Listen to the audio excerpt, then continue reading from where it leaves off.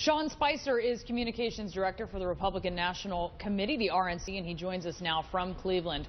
All right, let's start with Donald Trump, Sean. Is he embarrassing the Republican Party by standing there in the city, the same city where the nominee will be coronated, and saying that he's not going to support that candidate if it's not him?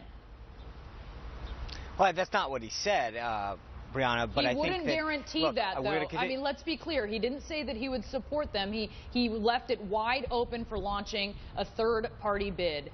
Is that embarrassing for the Republican Party?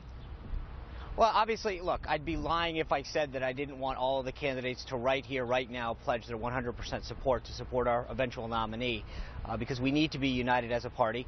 If we're not, a third party would be a huge help up to Hillary Clinton. I think Mr. Trump understands that.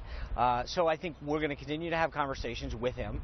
I think eventually he will agree to support whomever the nominee is. He knows better than anyone that if you don't have a Republican nominee and a Republican Party united, that Hillary Clinton's her odds of becoming president becomes a lot easier.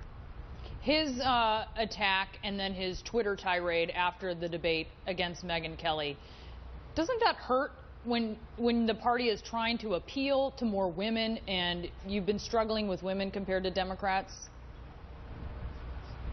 Well, look, I think from a party perspective, the work that we do to reach out to women, especially younger women, has been evident by the gains that we have made and the successes that we had in 2014. So I think individual candidates, how they attempt to reach out to individual groups or demographics is up to them. We as a party are going to be committed to continuing to go places and to reach out to grow our party, though.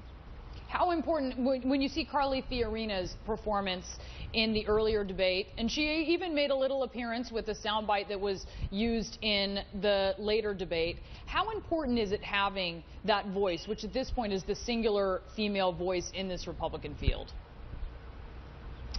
Well, look, I think there's 17 voices. I think Carly did a phenomenal job at the early debate, but part of this process is not to pick winners and losers. What we've done is allowed, with CNN and Fox, is ensure that we have the most inclusive first two debates of any party going forward. And what happened last night is exactly what was intended. Somebody can do really well, someone could do not as well, they can move up, they can move down, but it gives everyone that opportunity to have their voice heard and either gain or lose, depending on whether or not the voters and the supporters, that message resonates with them. If Donald Trump, and I have to circle back to Donald Trump here, Sean, if he does what he needs to do to get the delegates he needs, will party loyalists wholeheartedly back him up if he's the nominee? Of course. I think, look, there were 17 candidates on stage last night. Any one of them who becomes our nominee has the full support of the RNC. That's how it works. The voters of this country, Republican activists, Republican primary and caucus goers, will decide who our nominee is, and we at the RNC will give them the best ground, digital, and data operation in the history of our country and help get them to victory in 2016.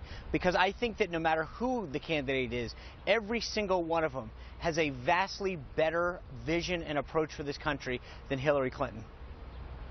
All right, Sean Spicer, looking like a lovely day in Cleveland behind you there. Thanks so much for joining us. It's gorgeous. Yeah, it sure is. Wish you were here.